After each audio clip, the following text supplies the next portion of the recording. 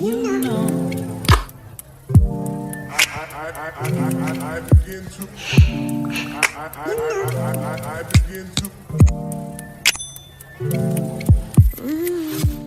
What's good, y'all? Welcome back to my channel. If you are not subscribed to my channel, subscribe right now. So today I have a very special guest with me. As you can see, this is my sister Kereysha. Say what's up to the people.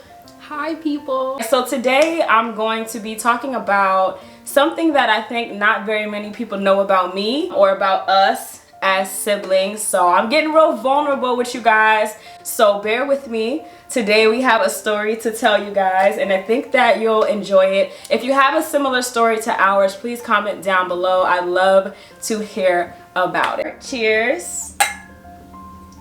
Kereysha and I met when we were 17. I was still in high school. I was 18. Yeah, I think was you were 18. 18. So we met at our father's memorial. Basically, our dad had passed away and we met at his ceremony.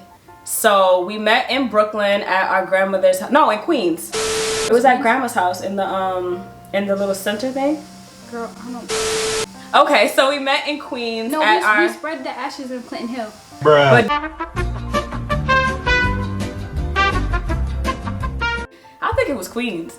I don't know. That was our first time meeting each other. Lo and behold, we were born 7 months apart. So let's just drink. Project twins. We some project twins. Kereysha was born in August 1994. I was born in March 1995. So we have the same dad and different moms. Papa was a Rolling Stone, basically. He was really rolling. So yeah, and on our dad's side, we have other siblings. We have 2 brothers and a sister. I'm the youngest after Kereysha. So we have brother, sister, sister, sister. If that makes sense to you guys. So our dad has 5 kids. Get it? Got it. Great. I'm trying to remember how I learned of you.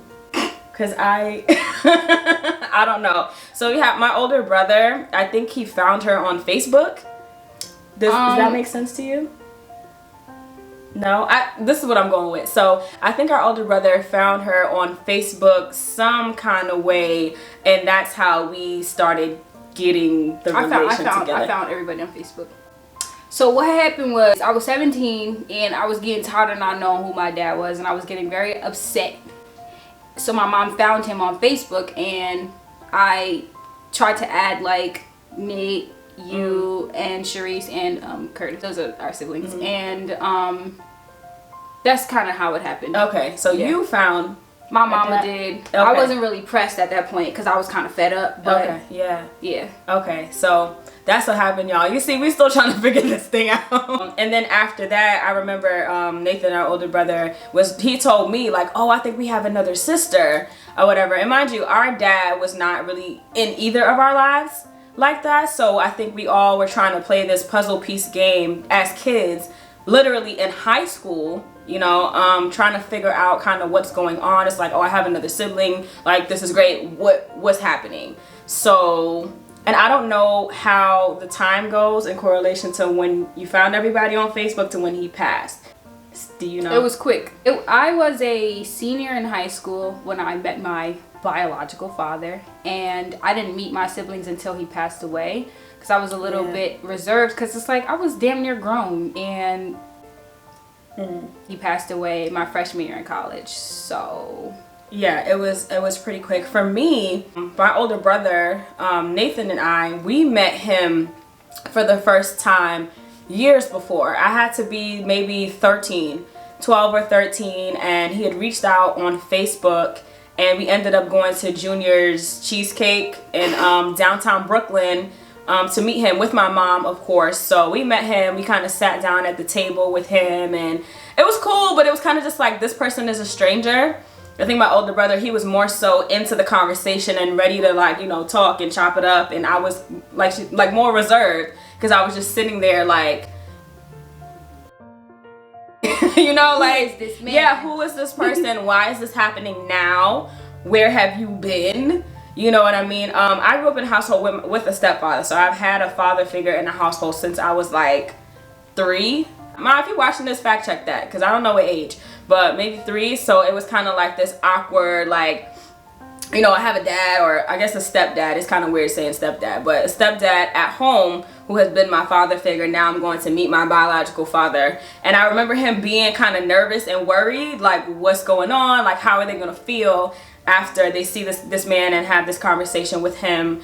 But it was fine. I don't think I thought anything of it. I don't think I was processing it at that age. It was kind of just really, it was just weird. That's the best way I can describe it. It was a very bizarre feeling for me meeting this man. And then after that, that was it. I never saw him after that, except for at that, did you go to the family reunion? I don't remember that. There was a family reunion. I don't even know what year that was. I didn't know that then. Oh yeah, you ain't know us then? Mm-hmm. That must have been before everything. I'm the love child. Oh my God. Well, yeah, we're gonna get into that in a second. Yeah, so I met him twice that I can remember outside of being an infant. It was the Junior's cheesecake thing I just spoke about, and there was a family reunion on our dad's side. Again, still not even processing what is going on. So, the love child situation. So we're being candidly honest today. I mean, at this point, we don't feel any ways about what happened, so it is what it is. But basically, our dad was married to my mom in 1994 or whatever, around that time. Did we just say that at the same time? Twins. Okay. So yeah, he was married to my mom, and yeah. She was born 7 months before me, so y'all can do the math. And that's not even a full pregnancy.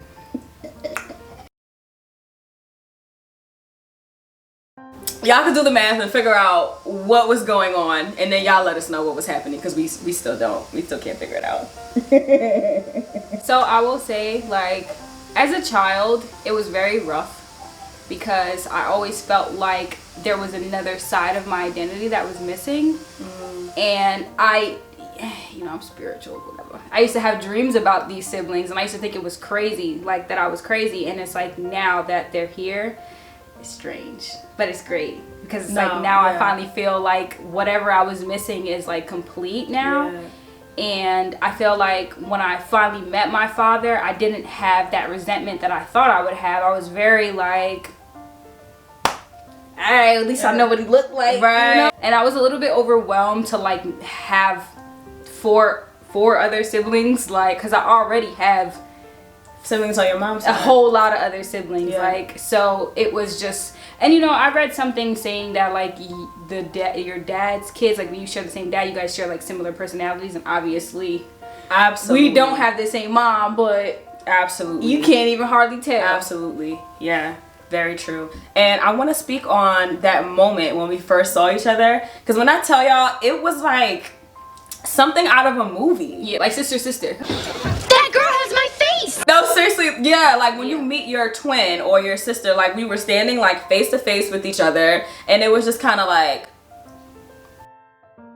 and I remember Nathan, like my brother, being like right here, like, oh dang, y'all look alike. Like he was just like, wow, like he was so taken back by it, and so were we. Like we didn't say anything, but we was looking to each other in the moment, like, but we were just like, because wow, I remember like her on Facebook, she looked browner to me. So I'm like, okay, we favor each other, but like not really. Kind of, I thought I favored my older sister, Sharice, more. Yeah. And honestly, we need to do another one of these with her.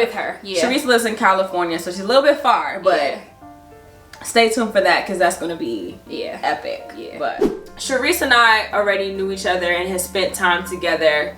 My mom has pictures of us as kids, so we had those moments. At the time, I was wondering how she felt, but I didn't know how to approach the conversation, because she was the sister that none of us necessarily knew about. And it was just like, what's going on? Like, what is really going on, Dad? But, I think one thing that we've come to realize is that everybody has their demons. You know, everybody has things that they have been through in their lives, and we kind of have chosen not to be bitter about things. I think we're both at a point in our lives where I'm 25, you're still 25.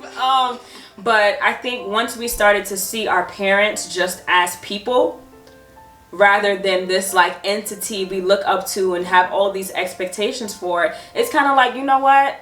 I know what your trauma is. You know, and our dad had a lot of trauma and a lot of things that he had not addressed. So I think that really went into him being a terrible parent, to be completely honest with you. It's the truth. And, you know, all is forgiven at this point, but I just think that the whole story that we're telling you guys right now could have been avoided. Yeah. It could have been avoided. I'm happy with the way it's turned out, of course, but I just think that like our adolescence was definitely affected immensely by, you know, his trauma and him not being able to heal from that. So I kind of want to go into how we got close, because as you guys can imagine, if you're meeting somebody at 17 years old, it's weird. It's like you don't really know where to go from that or how to build a relationship, and I don't think I was even thinking that deeply into it in the beginning, but I think we kind of clicked immediately. Yeah, we definitely did. And for me, it's very hard to click with women. I don't know if it's because I was in a household with, you know, all brothers or whatever, and relationships with other women or whatever is just weird for me, but we clicked right away. Like immediately. And right after that, Kereysha has never missed a birthday outside of me going to college and it being like hard to get to where I was. Like she always made her best effort to get to everything that I was doing, and the first thing that she showed up to was my prom. Definitely. Yeah. She did my hair for prom. I will insert a picture of that. That was my first weave I ever got. She drove to New York from New Jersey. She's lying. I hopped on the train. Oh, you didn't drive? No. Oh, damn. No. I took the train, okay? And I was, how old were you? I was 18. You were 18, so I was 18 too. Yeah. And I hopped on the train, okay? I was trying to use my little, I had a BlackBerry. Yeah, Google Maps. No, was it Google Maps? I used my little BlackBerry. I was trying to get to Jamaica, Queens. I didn't know what I was doing, but I made it. You did make. So that was the first thing that she showed up for. She did my hair for prom. Like I said, I will insert a picture somewhere on the screen so you guys can see. But I was laid. Like seriously. Seriously. Actually, I'm going to tag her hair page down below. If you're in New Jersey, you need to go get your hair done. If you're by her. If you're in New York, if you're in Philly. Oh, yeah. Wherever you are, come get your hair done by her. So that was kind of the first thing that you showed up to that was like, important. You know, yeah, that was important, that like really meant a lot to me, because I didn't know anybody that was doing hair at that point, and she offered to do it for free, showed up, executed, and did that for real. So so yeah, and then 18th birthday you were there. Actually, that was before prom. The bowling alley? Yeah. So through the years we've just really bonded through like birthdays and like celebrating each other and popping up when we need to be there. Of course, still living our lives and dealing with whatever we're dealing with at the time. But I think within these past, I want to say 3 years is when I would really say we became like best friends, outside of just like sisters learning each other. But those awkward and hard conversations really started to bloom, I think, in the last like 3 years. I think that my graduation party, I don't know that before, I mean, we were drunk. We were under the influence. But I don't know that before that we had deep conversations about how we really felt. Probably not. I don't think so. No. How we really felt about each other. We had our first deep convo after a little drink, little this, little that, at your grad party. Something. And I opened up to her about like certain things, because we had went to California together to see our older sister. Oh yeah, we were like 19. 19. Yeah, and I was turning 20 because we went in July.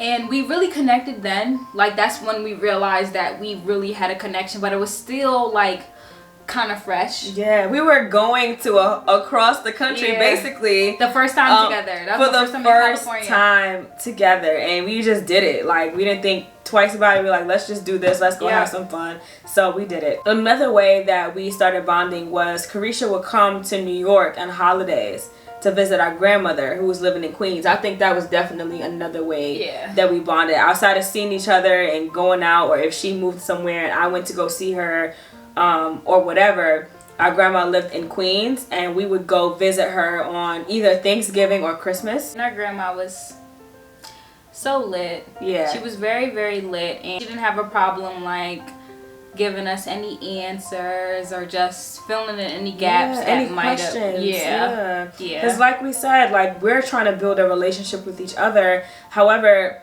there's so many things that we don't know. Yeah. That our parents don't know, right? So wisdom from grandma is like mind-blowing, because she is going to be the glue. Like, she knows everything that some people may not even know. I think that was another way that we bonded that was great for us, because it was like we were together and we were also with someone who knew kind of the ins and out of like our father and that relationship and stuff like and that. And like the whole picture, you know. And she was always like willing to give us any answers, whether it was rough, rugged, and raw, sex, the daddy, the this, the that. Like, she was always so open to just filling in any of those gaps, because again, like, I didn't meet my father till I was 17 and he died when I was 18. So anything that I felt like I didn't know, like, she was always there to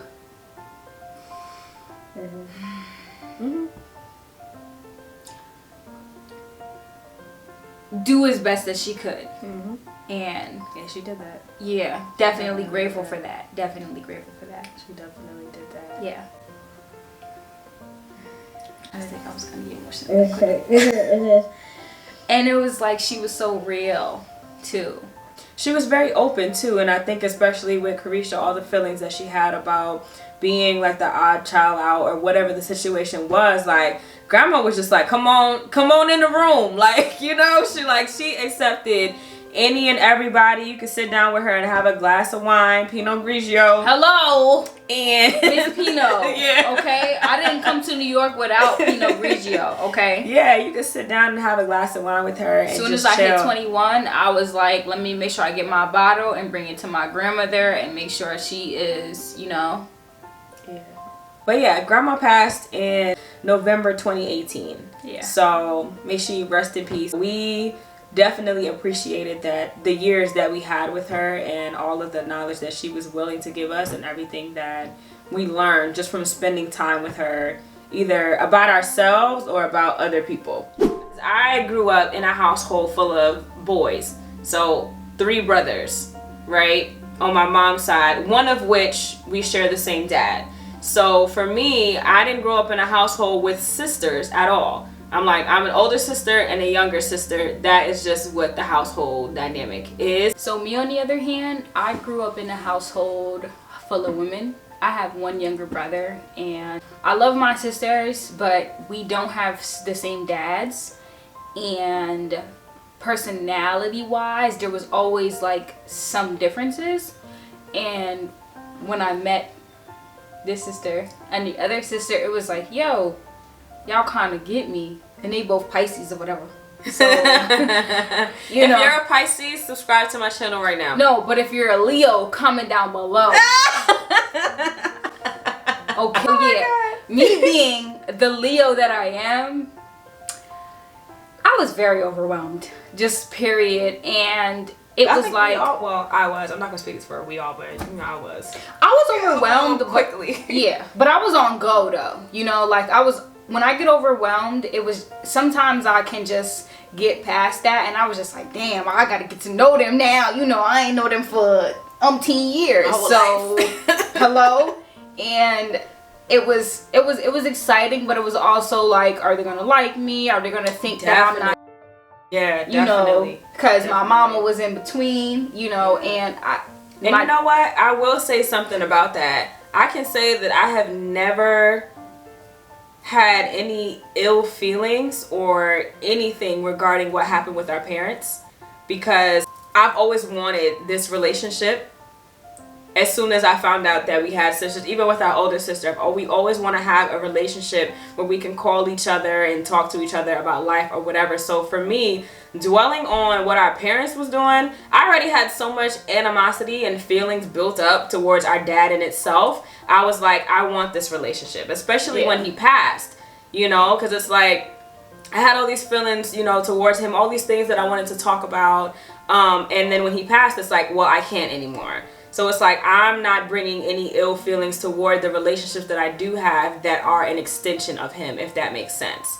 You know what I'm saying? And it's like, it's not her fault. It's not my fault. We were kids, literally babies, you know? So neither of us had any part in us being here or not being here. We just here. We here. That, you know what I'm saying? That has nothing to do with us. But I will say though, you know, like when my mama first was like, there's your daddy. There he go right there. That's what she was on Facebook, right? She was like, there he was right there. Because I guess the guilt started to bother her because I hadn't really actually like vocalized that it bothered me. I was always like a emotionally independent kind of person, still kind of like that. And when I finally told her, she didn't really react how I wanted her to, but I guess it weighed on her and she found him. And I was just like, okay, well, all right, cool. Yeah.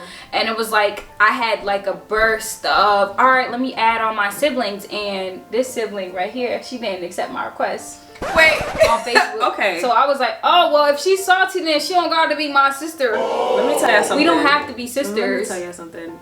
First of all, we are sisters, whether or not we want to be. But I'm emotional. I didn't even know that. I didn't know that. But you have to understand from my perspective. I was like very emotional, and it was like Leilani and Nate share the same mom. Sharice and Curtis share a mom, and they were both married. And then there's little old me. So I was just like, you know, looking at it like, all right, well, if she feels some type of way, cause you know, I'm older than her but younger than Nate. Yeah, it's okay. But I was kind of I was 17. I was kind of in my bag a little bit, but it was just really just some Facebook, you know, she a hot girl like me, so she. What? Y'all, this is the first time I'm hearing that. I didn't even know about this whole request. I thought she was salty. I thought she was like salty because I was like older than her, and it was just, yeah.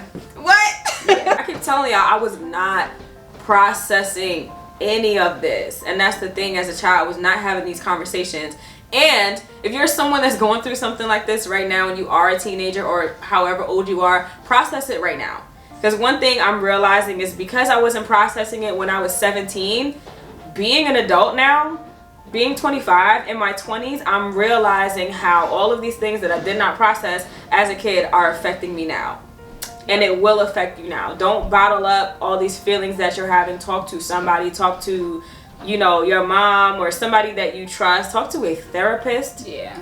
You know, someone who can help you kind of digest and understand your thoughts, because these are things that are important to talk about. Or anybody that you feel like you can be vulnerable with. Yes. Because that's a very vulnerable subject. Mm-hmm. Don't let anybody make you feel like it's not that big of a deal, because this is something that I used to cry about as a child by myself, because I felt wrong for feeling some type of way about it. But it's honestly, it is what it is. Yeah. Yeah. And like I said, as kids, it's so important to have these conversations, especially about your parents. I love my parents. I love my mom and my stepdad. Like I keep saying, stepdad is so weird for me to say because he's been in my life since I was literally a baby. But I feel like my mom and we never had conversations about our dad. And to me, I'm not even sure if she knows this, but it was just very awkward as a child because my older brother and I share the same dad as me and Kereysha. And we had a different last name, right? My mom got remarried and had 2 more kids.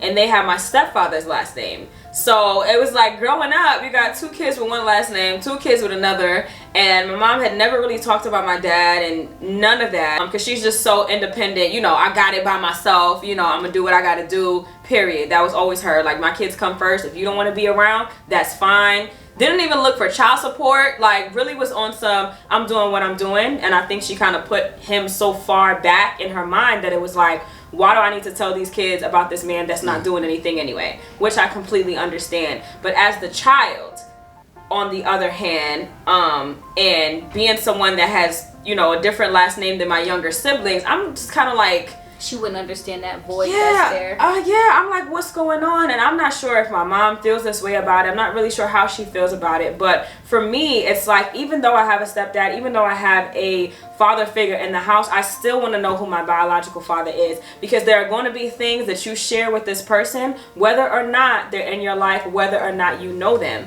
For instance, I love to sing. I've been singing since I was a kid. My dad used to sing. You know, my mom would tell me stories about going to you know, karaoke and stuff with him. I'm very hairy. She was like, oh, you hairy like your dad, because that ain't, you know, so little stuff like that. But I don't think she realized how much it affected my psyche, because it's like, this is someone that I don't even know. And it's like, damn, I really, until this day, I'm like, I wish I would have explored those parts to really know where certain things that I have, whether it's aesthetically or personality wise or habit wise, where did this come from? Like, who is this person? So yes, extremely thankful to have a 2-parent household, but at the same time, I'm not sure that my parents understand me still yearning to know who my biological father is, because that's something that was weighing on me heavily as a child. So how do you think that affected your psyche as a child? So it affected my whole entire life, okay, down to my relationships, okay. That's a big one. For me, it was very rough. It was very, very rough, especially like having siblings with like different fathers. I always felt like I was just this, I don't want to say the black sheep, I was the light sheep, okay. I was just that random child that was there, and it kind of became normal to me, and I just kept trying to fill that void with so many other things. But yeah, it's like now I'm starting to feel that fulfillment that I wanted so much as a child, and it's like I'm grateful that we're here today. But it was like, as a kid, it was very, very rough, because it's not easy to explain how you're feeling as a child, especially when you're around people that are not receptive to it and that don't quite understand you. And it's like, once I met these other siblings, or just met this father, period, it was like all the answers that I thought I wanted, all the things that I thought I needed, it was just like I really just needed to know who he was, who they were, and it's like I feel content just simply from that. But it was definitely rough. It was definitely rough. And now that I'm 25, going on 26, you know. Not the ponytail rub. Okay. Hello. Y'all like our ponytails, or we did too much? Mansion. Y'all like our ponytails. Stop playing. It was like, I'm grateful for it now, because I feel like this journey has been, it's been beautiful. It's definitely been beautiful. Yeah. Like, all of my hurt and pain has unfolded and unraveled into what I couldn't even imagine, you know? And you know what? I will say, when our father passed, I think that, how did I feel? I was numb. I was very numb. That had to be it, because in my mind, while I was trying to process it, I was like, how could I feel sad and hurt over someone I don't even know? Right. And I will say though, when I did meet him, the moment that I met him, first of all, it was weird as hell, because of all his children, it's like I got the face. I got his whole entire... If there's anybody that I think resembles him the most, it has to be you. Nathan in some pictures though. For sure. But he's brown. Definitely, Nathan is the only one that's dark skinned. Like, he's the only one that's dark skinned. It's like me, I'm literally like the female version of it, and it's like the energy that I carry is like, I've always been a very giving, very loving, very open kind of person, and I kind of took a lot of people aback, because he couldn't get around me being his child kind of thing. And I feel like that whole entire process for me was like very healing, definitely healing, because it was like a void that I had. My relationship, little cycle, is still bad to this day because of my little daddy issues, but I feel like I'm definitely healing, and I feel like my healing process started at 17, and now that I'm 25, I'm starting to see like, not the end of it, but I'm starting to see the results of it. Yeah.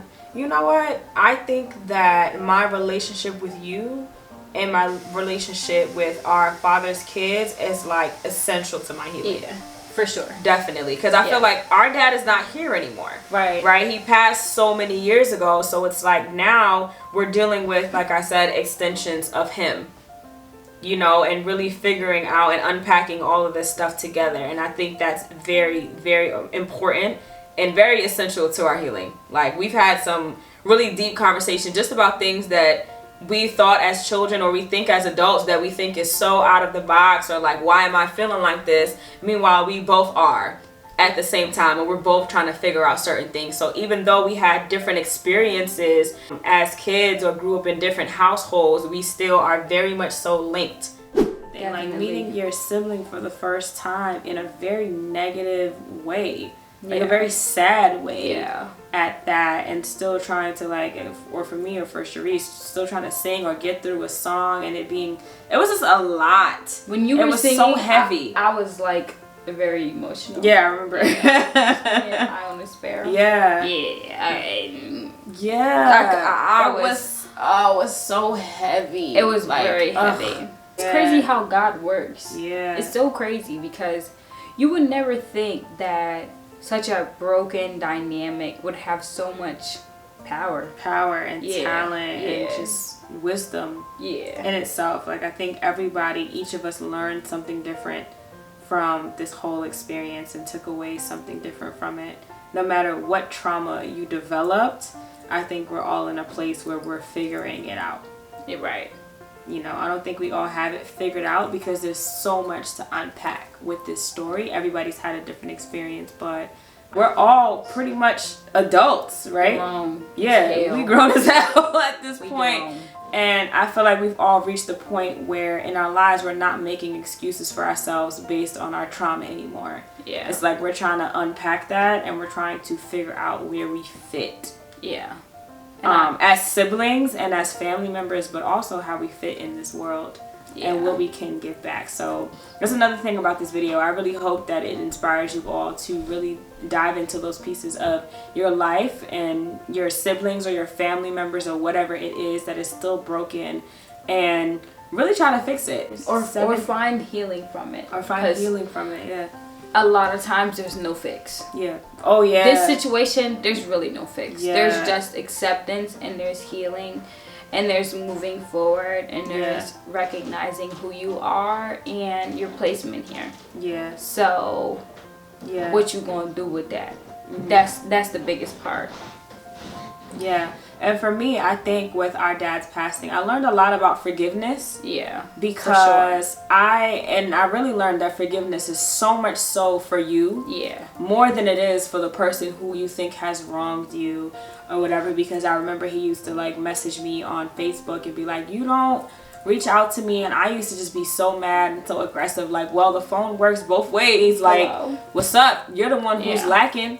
So why do I need to reach out? It's not my job. You created me. Right. I didn't ask to be here. Right. It's not my job. That's what you're doing. Right. It's not my job to reach out to you. And having all that stuff built up, I feel like that was really a regret for me.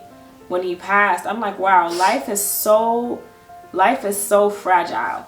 Yeah. It's so fragile. And I'm grateful for the growth that I have now, and to be able to say, like, see your parents as just people and not, you know, this entity like I said. But at the same time, I wasn't feeling like that when I was 17, and I learned a lot. Because it's not at a easy. Young age. Oh no, it's not. And it's like not. When it's with the people that are closest to you, they have a way of igniting that fire that's already within you, especially when it comes to trauma. You definitely have to forgive. Yeah. Especially in the child-parent relationship. It's so complicated. Yeah. And it's so dynamic. But I think once we try to just relax and separate ourselves and realize that our parents are people, and they were people before they were journey parents. And their differences. Yeah, yeah. Once you begin to see the odds that were against them versus the odds that are against us. Yes, once you see their journey and all the things that they've been through, you'll be like, you know what? I understand why this was hard for you. I understand why parenting may not have been for you. you know, because you didn't deal with all the issues that you've been through. So yeah, I'm glad we realized that now, but I have to say it definitely was a struggle for me being 17, 18 and having all these feelings, and then just regretting at the end, like being so closed off, you know, and having all this animosity against this person and not really wanting to hear them out and hear their side of the story, because now there's nothing for me to hear. Right. And at the end of the day, that affects you. Yeah. Yeah. Yeah. So forgiveness is absolutely the main takeaway that I've had from this experience as a whole. You have to forgive people for you. Yeah. Absolutely for you. Forgiveness is never about the other person. It's about you. Definitely look into that if you're dealing with a similar situation or a different situation where you feel like you can't really get to that point. It'll happen, but you have to make a decision to make yourself happy. And be comfortable with the uncomfortable, because that's going to come with it. Period. A word. Like, nothing is gonna feel comfortable. A lot of times the uncomfortable feeling is what you need for growth. Yeah. This didn't feel comfortable. Not at all. We didn't feel comfortable. No, not at all. I was looking at you like, why she look like Yeah. Yeah. We didn't feel comfortable, but Yeah. we both had to decide, like, how bad do you want this to work? Right.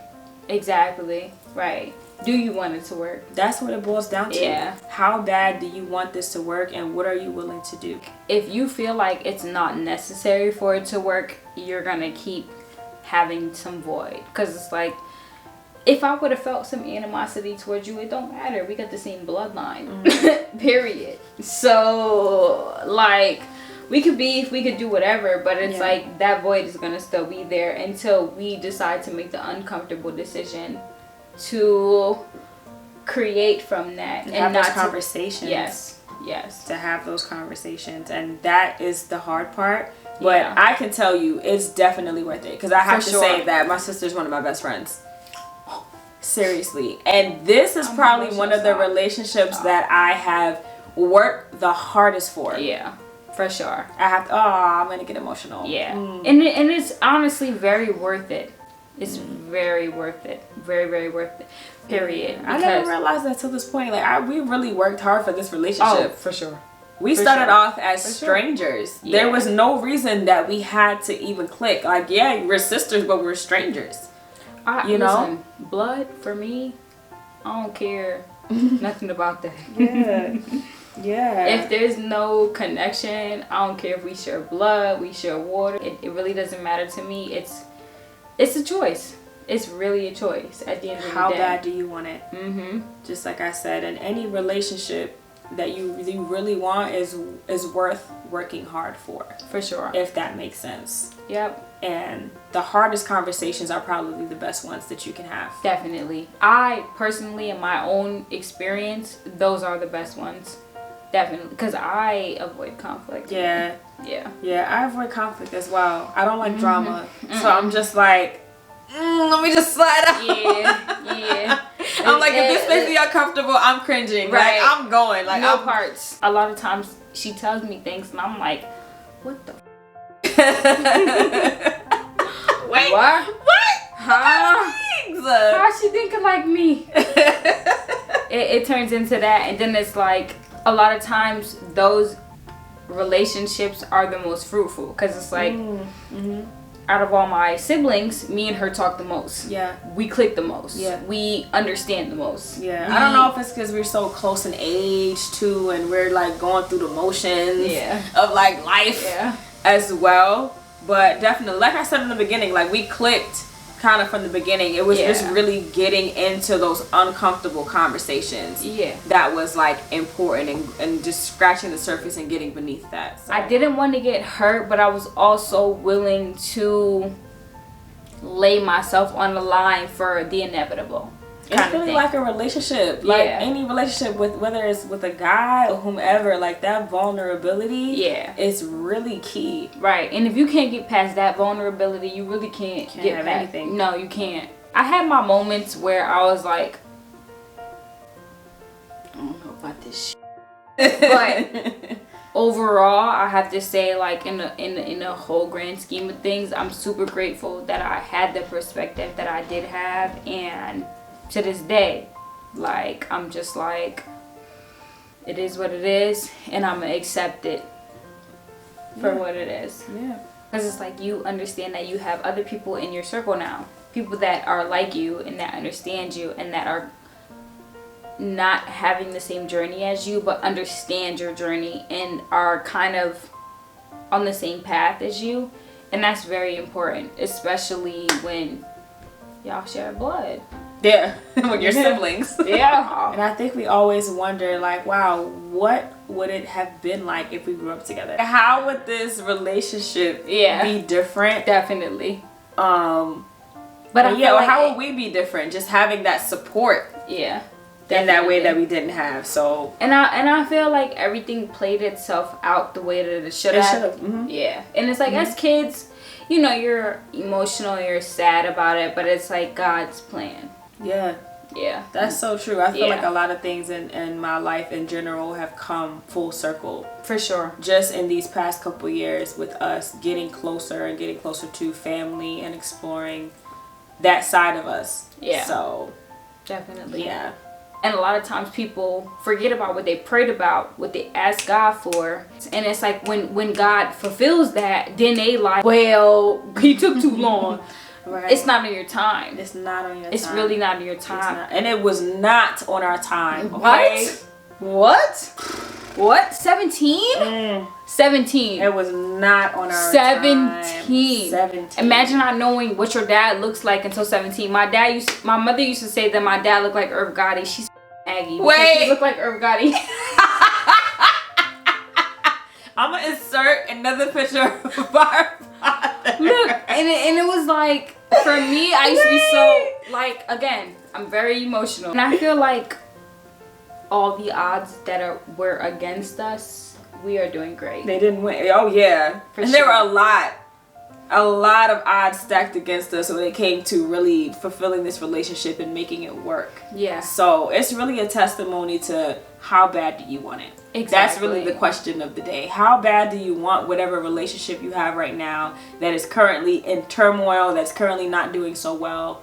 What are you willing to do? Right. No matter what the other person has to say or what their part is in it, what are you willing to do? Right. Because So, you can't change the other person. Nope. Period. Nope. How bad do you want the relationship? And if you Right. don't want it that bad, that's okay too. Right. It's okay to step away. But if you want it that badly, it's going to be really difficult. But it's going to be worth it in the end, I think. Right. And that's ultimately something that you got to talk about with God. Alright guys, so that is pretty much what we have for you guys today. That is the story of how we met and how our relationship has evolved over time, getting through trauma and what that looks like. We didn't really get too much into detail about what that looks like, but if you have any questions, any comments, if you've been through something similar, if you're going through it right now, comment down below. Let us know what's going on. We love to hear from you. Any last words? No? Alright, thank you guys so much for watching this video. Follow my sister on Instagram, follow her hair page. I will link all of that information at the bottom of this screen somewhere. Follow me on Instagram at LEILANI IMAN. Follow me on Twitter at LEILANI IMAN. Be sure to subscribe to my channel if you haven't done so already. Thank you guys so much for watching, and I will catch you in the next video.